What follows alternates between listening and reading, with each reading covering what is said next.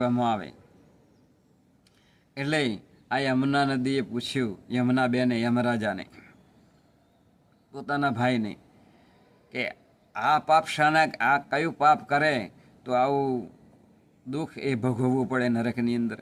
ત્યારે આ યમરાજાએ કહ્યું કે જો કોઈ વ્યક્તિ એ વિના કારણે બીજાને પરેશાન કરે, બીજાને છેતરી અને બાટલીમાં પૂરીને બૂચ મારી દે, તો એના માટે આવા રવરવ નરકની અંદર એને અંધકૂપ હોય, એટલે અંધકારમય કૂવો હોય, એની અંદર નાખી દેવામાં આવે.